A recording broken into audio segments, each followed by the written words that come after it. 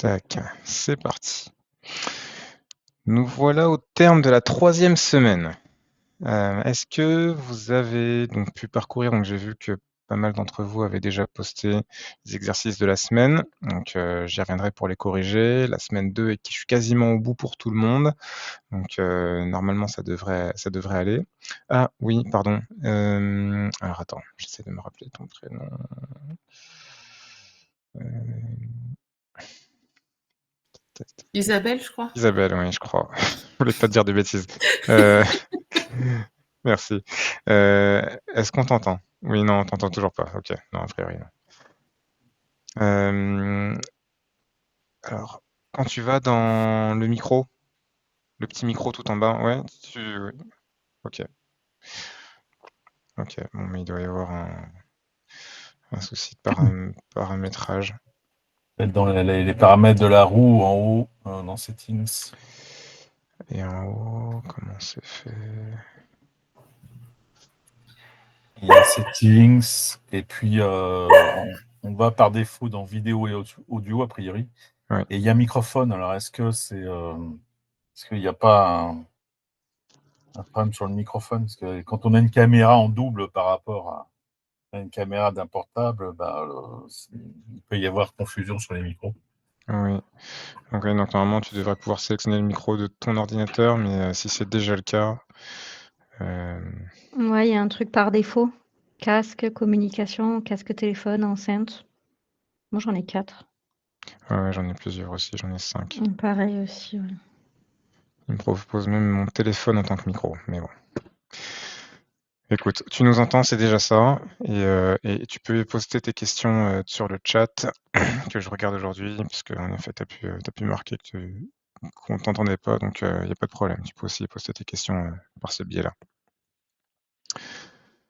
Donc je vais vous partager mon écran pour les notions de la semaine. Est-ce que dans un premier temps, il y a des questions, des éléments sur lesquels vous souhaitez que je revienne en particulier pour que je m'y attarde davantage? J'ai juste une question pratique. C'est sur la façon de corriger, parce que je ne sais pas en fait si tu passes partout ou si quand il n'y a rien noté, c'est parce que tu les as vus ou pas en fait. Oui, alors en effet, en fait, je passe sur tous les exercices. Lorsque je les ai vus et corrigés, je passe la vignette en vert. Donc même si peut-être parfois j'attends, enfin je pose des questions, dans mes commentaires, mais au moins je suis passé au moins une première fois, j'ai répondu. Donc il y a des commentaires sous le post, et là je le passe en vert. Donc D'accord. partout où c'est blanc ou une couleur que tu aurais mis, c'est que je suis pas encore passé dessus, et partout où D'accord. c'est vert, c'est que je l'ai vu corrigé. Ok. Merci. Voilà pour la petite note, et en effet, je pense que je le mettrai en information, dans la partie où je me présente, parce que je pensais que c'était, intuitif, mais en fait ça ne mange pas de pain de le préciser. Allez, je partage mon écran désormais. Tac. Donc la semaine 3 est celle que j'affectionne un peu plus parce on parle beaucoup d'anticipation, de proactivité, d'éléments qui sont essentiels à la gestion de projet. Donc ici, on va parler pas mal de gestion des risques, d'incidents, de problèmes, et donc quelque part, c'est très important de pouvoir travailler sur ces sujets-là lorsqu'on gère un projet. La gestion des risques. Alors les risques, comme son nom l'indique, ce sont des faits à réaliser par anticipation. Le but, l'objectif au travers de la gestion des risques, c'est de pouvoir anticiper ce qui pourrait impacter le projet. Ce qui pourrait impacter le projet, c'est pas forcément négatif. On peut avoir un impact positif, et donc on parle pas de risque négatif, mais plutôt d'une opportunité. Une opportunité, ça pourrait être, notamment dans la partie commerciale, on a un concurrent qui subit, des tensions en interne. On sait qu'ils doivent produire qu'ils doivent lancer un nouveau produit, et donc quelque part, le risque pourrait être, pardon, hem, ce concurrent manque de ressources pour produire ce nouveau livrable. L'opportunité est qu'on a la place sur le marché, et donc quelque part, il faudrait peut-être accentuer nos capacités de production. C'est un exemple, hein. Vraiment, c'est quelque chose que j'ai pas forcément en tête, mais c'est un exemple. Donc l'opportunité, là, c'est un risque positif.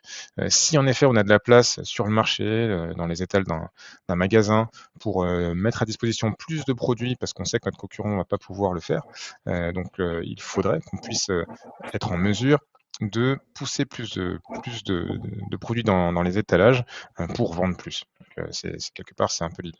Donc là, le risque, il est plutôt positif, le gain va être accentué pour l'entreprise. Mais dans la majeure partie des cas, hein, dans notre monde d'aujourd'hui, on parle plutôt de risque négatif. On a plutôt tendance à se dire qu'un risque va affecter négativement un projet. Et donc, le fait que ça impacte négativement le projet, c'est quelque chose qu'il faut pouvoir aussi maîtriser pour éviter d'avoir trop d'effets de bord, ou en tout cas d'éviter l'effet de bord ou de le limiter. Pour cela, il faut instaurer des revues de risque. Les revues de risque ont pour but de lister l'ensemble des risques, en tout cas de présenter la liste des risques du projet, de les passer en revue, donc quelque part d'identifier si les différents paramètres de ces risques sont toujours pertinents ou s'ils doivent évoluer. Est-ce que la probabilité est toujours aussi forte, moins forte, l'impact, la matrice, donc son résultat de criticité. Quelque part, l'idée est que de manière collégiale, on se mette d'accord sur cette liste de risques et quelque part, on le fasse de manière régulière. La gestion de risque peut se faire à mesure d'un comité de pilotage, on va dire à peu près tous les mois. Donc tous les mois, on a une revue de risque qu'on met en place, certainement avec les personnes qui sont dans le comité de pilotage, dont le commanditaire fait partie, ou des personnes qui l'auraient délégué. Et le but est de pouvoir s'assurer qu'un risque est toujours sous bonne maîtrise, ou bien va être résolu, ou bien va être limité. La matrice des risques est ce que vous voyez en bas de votre écran. Donc la matrice de risque, je l'ai présentée sous différents niveaux, à 3 niveaux, à 4 niveaux, à 5 niveaux. Et là, donc, vous allez me dire pourquoi, quel est le choix qu'on doit faire par rapport à cette matrice de risque. J'ai posé la question à la place de Nathalie, parce que je suis sûr qu'elle l'avait en tête. Donc la réponse est en fait, pour pouvoir choisir ce niveau de matrice, en fait, plus le volume de risque va être important dans votre projet, imaginons qu'il y ait 50 risques à traiter, plus on va vouloir instaurer une certaine granularité. Le but de cette granularité est de pouvoir différencier les risques, mais pouvoir aussi s'assurer de les classer dans un ordre conséquent.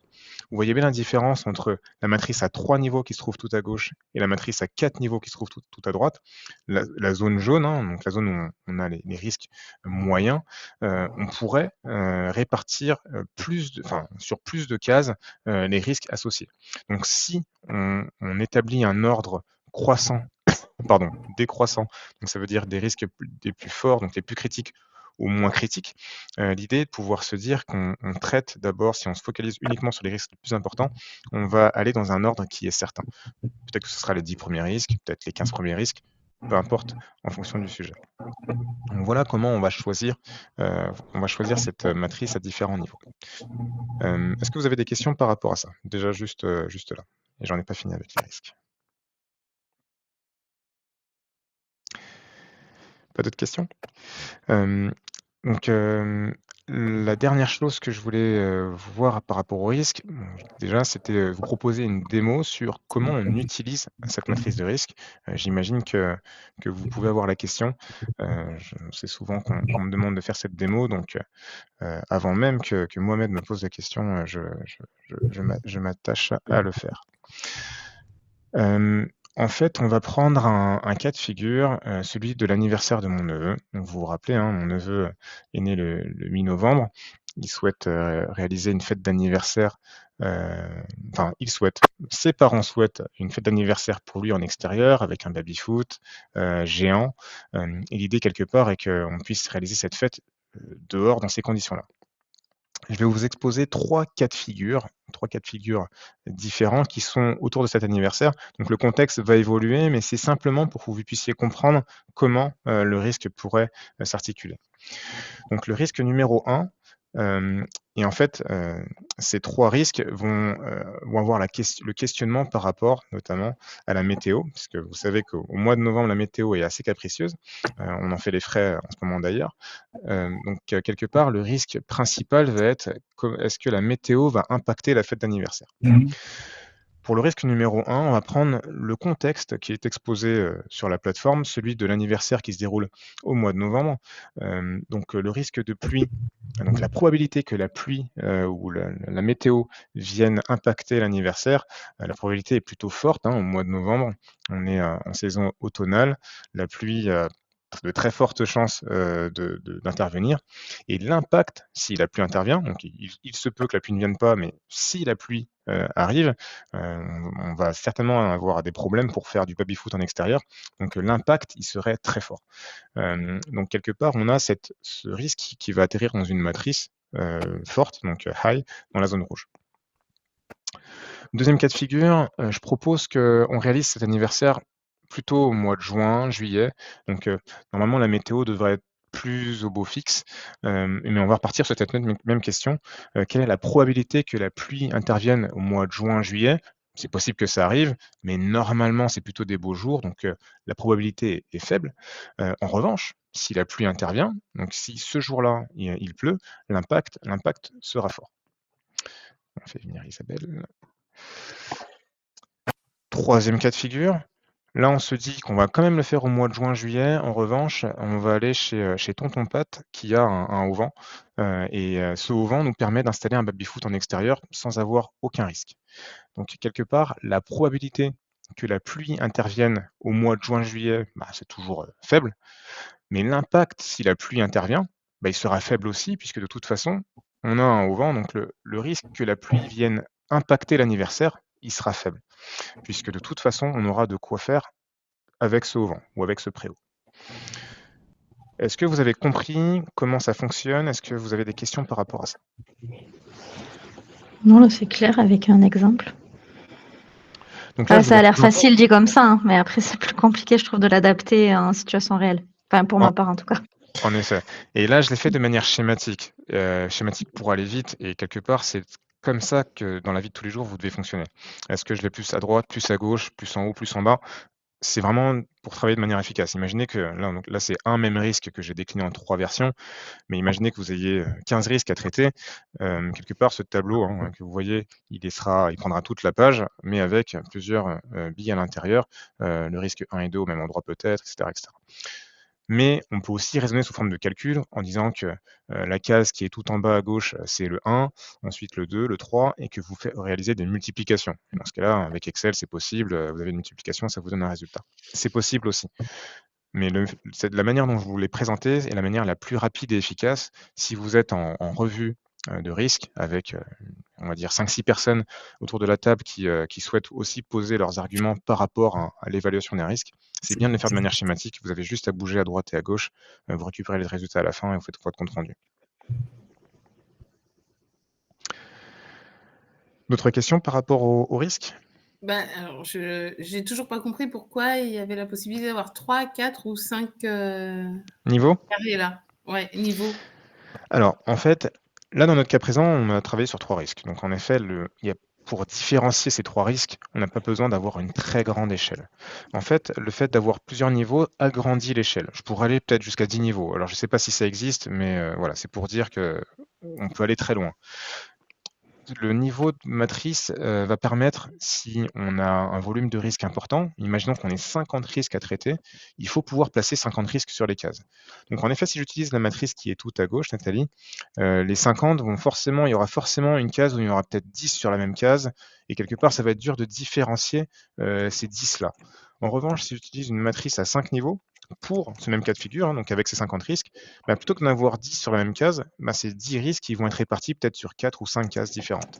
Ça permettra de se focaliser uniquement sur ceux qui sont plus importants et de dire que si on va dire que le résultat de la matrice est 30 et qu'on se dit on va jusqu'à 30 mais pas en dessous, on aura cette différenciation des risques. Est-ce que c'est compréhensible? Oui, non, mais du coup, je voulais savoir pourquoi on passait de 3, 4 ou 5. Oui. Effectivement, c'est selon le nombre de risques à gérer. à gérer dans un projet.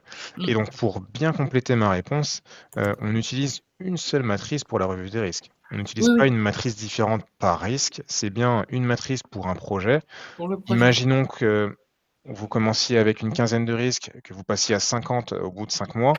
Alors dans ce cas-là, vous transposez vos risques dans une nouvelle matrice, donc une matrice plus grande, et quelque part, ce calcul, vous répartissez les risques que vous avez dans cette même matrice. Mais tous les risques utilisent la même matrice.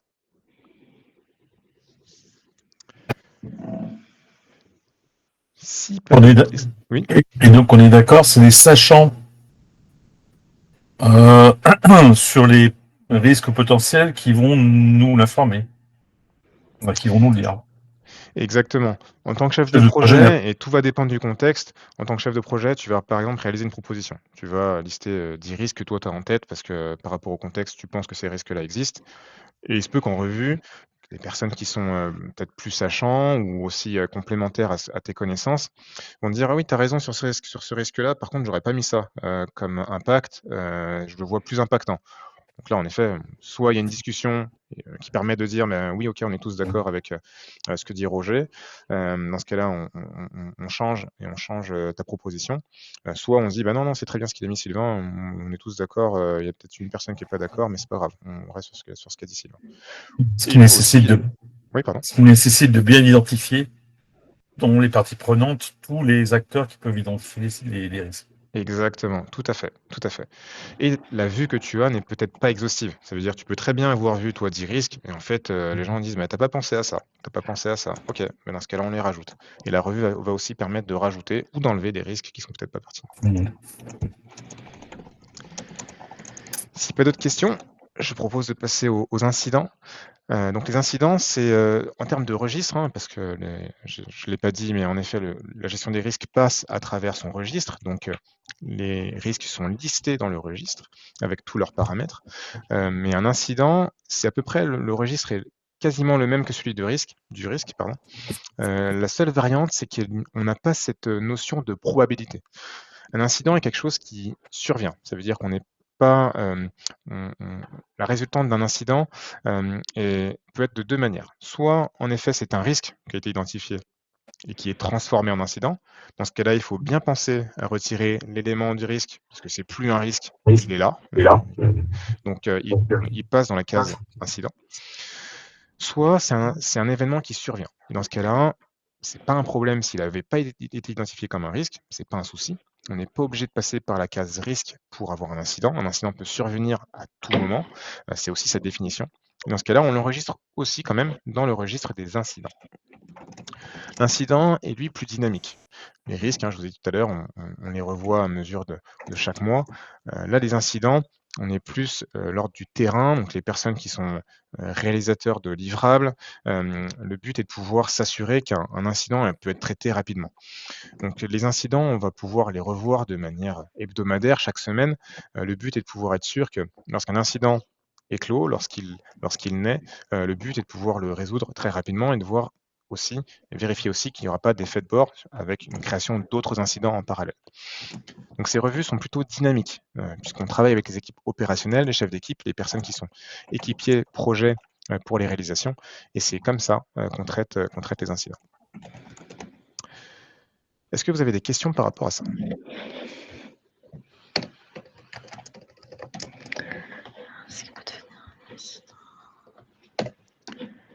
Si pas d'autres questions, oui, dis-moi. Non, pardon, non, je relisais mes notes, je savais pas vu qu'il y avait pas le micro, excusez-moi. Pas de souci. Je prends des notes de ce que tu dis. Ça marche. Ensuite, passons aux problèmes. Donc là aussi, les problèmes sont une résultante possible d'incidents. On peut avoir des incidents répétés. Imaginons qu'un incident survienne, soit clos, survienne une nouvelle fois, soit clos, encore une nouvelle fois et peut-être 10 fois dans la vie du projet, et soit clos et encore une fois. Le problème ici, c'est que, vous l'avez constaté, c'est ce même problème qui est ouvert et fermé plusieurs fois dans le projet. Alors même si cet incident, on le détecte, on le crée, on l'inscrit dans le registre, et même s'il est résolu dans la journée, dans la semaine, qu'il ne prend pas forcément beaucoup d'efforts, cet incident, il est assez nuisible puisque quelque part, quelqu'un prend le temps de le créer, ça impacte quelque chose et quelque part, plusieurs personnes peuvent être impactées par ce même incident. Dans ce cas-là, on ouvre un problème. La résultante d'un problème peut être aussi différente. On pourrait penser qu'il y a un problème d'ordre général. On se dit qu'il y a un problème de transmission d'informations entre 2 services. C'est pas forcément mesurable, au travers d'un incident. On l'a peut-être pas identifié comme tel, mais on estime que ça pourrait avoir des conséquences aussi. Dans ce cas-là, on peut aussi ouvrir un problème pour travailler de manière collégiale. J'ai proposé 2 méthodes pour travailler sur les problèmes, la méthode d'Ishikawa et la méthode des 5 pourquoi. Pour la méthode d'Ishikawa, donc vous l'avez vu, hein, c'est le diagramme en arête de poisson. Le but est de pouvoir identifier différentes causes possibles du problème en fonction des différents paramètres, les moyens, la matière, et cetera, et cetera. Et donc le but, c'est de pouvoir travailler de manière collégiale. Ishikawa, cette méthode asiatique, permet, avec un groupe de personnes sachantes, hein, donc qui ont forcément des informations par rapport au problème, mais peut-être pas, du même côté que vous, vont pouvoir alimenter, les différentes sources possibles du problème. Donc sur la plateforme, j'exposais, ces soucis par rapport aux crevaisons sur les livraisons de vélos.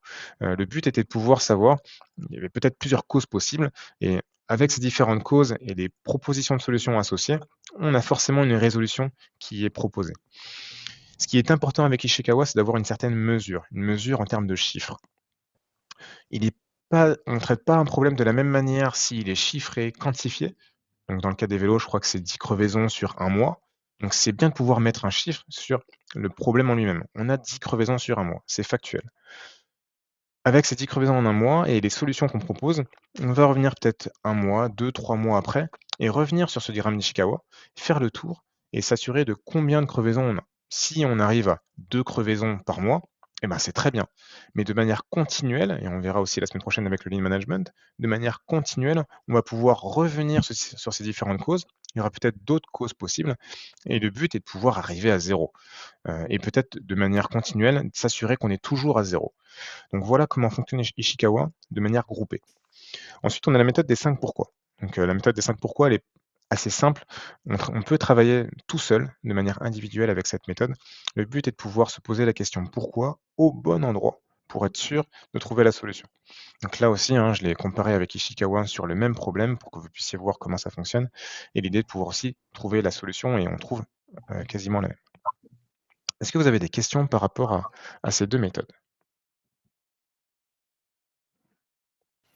Bah, en fait, justement, j'allais dire, je trouve qu'on n'arrive pas à la même solution sur l'un et sur l'autre. Presque, presque.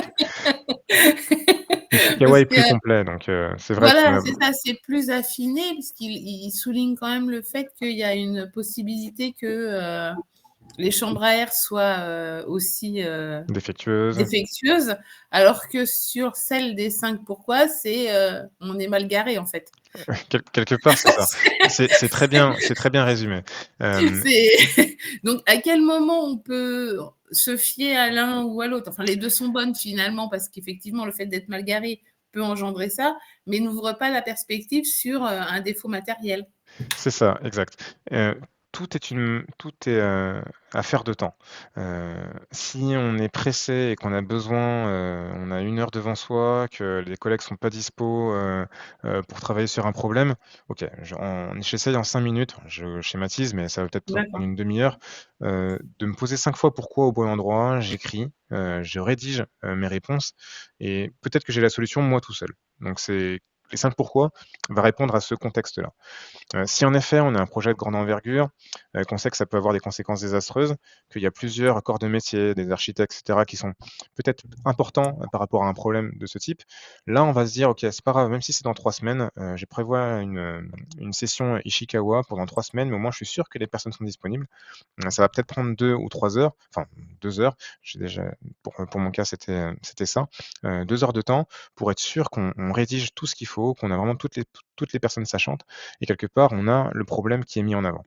Donc tout va dépendre, c'est vraiment une variable de temps, hein, entre les 2, la méthode rapide, efficace, individuelle et l'autre plutôt collégiale, groupée et aussi affinée comme tu disais. Est-ce qu'il y a d'autres questions?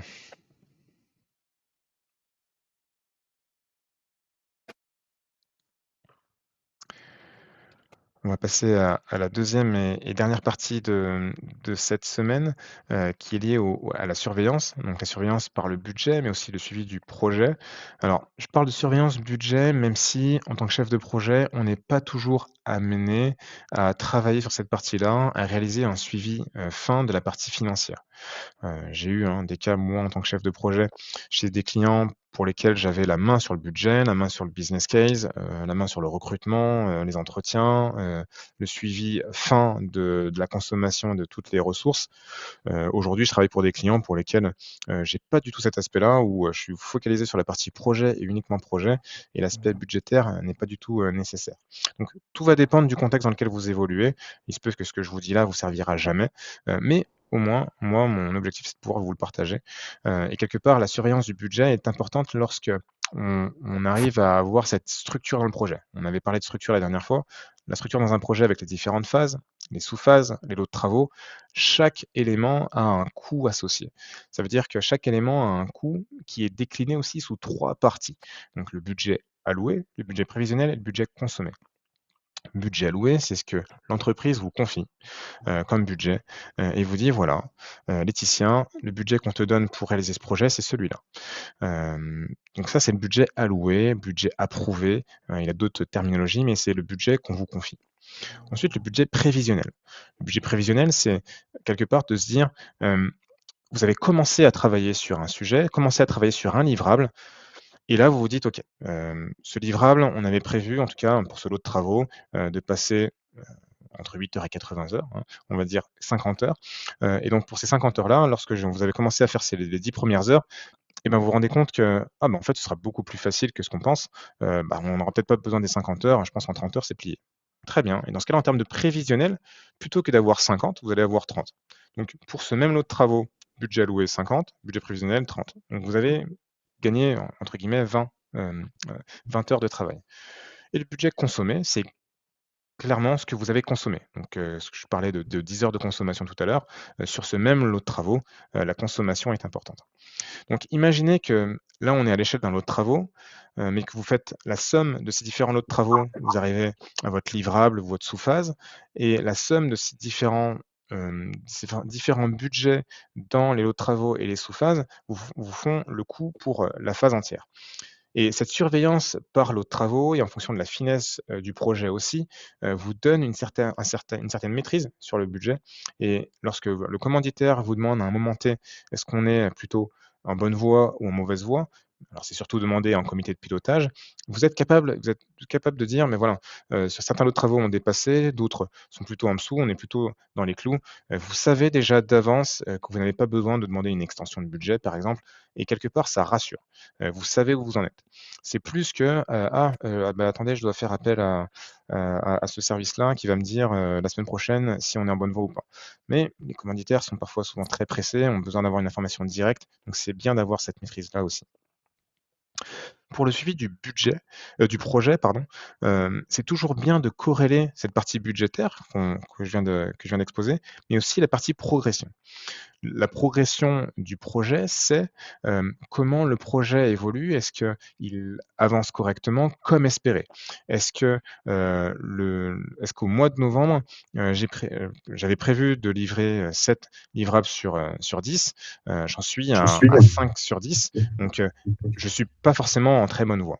D'accord, mais aussi par rapport au budget, comment je le corrèle? En effet, j'avais prévu de livrer 7 livrables sur 10, mais la partie budgétaire, était prévue pour avoir consommé, je sais pas, 50 000 € sur 100 000 €. Et là, aujourd'hui, j'en suis à 90 000 € de consommation. Bah, là, tout de suite, on sait tout de suite, lorsqu'on associe ces 2 éléments, il y a un problème conséquent. On sait que, les 5 prochains livrables, vont pas avoir suffisamment de budget pour avancer. Donc quelque part, c'est le moment de sonner l'alerte et c'est visible pour le commanditaire. Mais en revanche, si vous associez cette partie progression et budget et qui, suit, vos lignes de projection, donc votre prévisionnel, vous êtes en mesure d'assurer que le projet est en bonne voie. Quelque part, ces informations-là, donc progression, comment avance le projet, quels sont les livrables qui sont livrés, à quel pourcentage d'avancement on est, associé au budget. Le budget alloué était tant, prévisionnel était tant, et j'ai consommé tant. L'association des deux va vous permettre d'assurer une certaine expertise sur la surveillance du projet. Est-ce que vous avez des questions?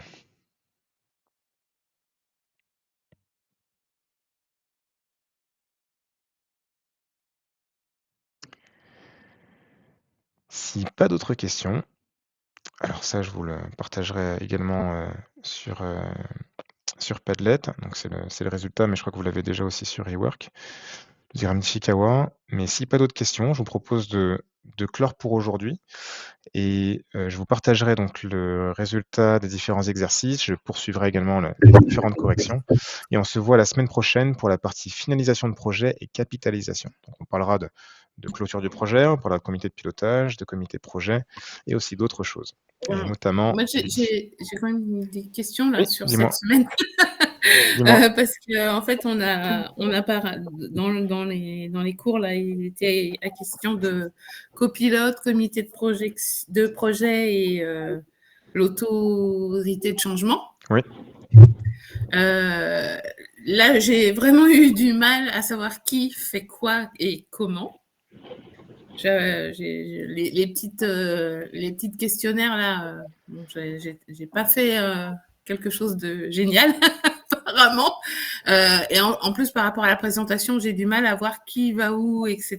Donc j'aurais bien aimé si c'est possible, de revenir un peu sur ces trois notions là, parce qu'en plus par rapport au rôle qu'on avait défini au début des cours, j'arrive pas à faire le match là-dedans.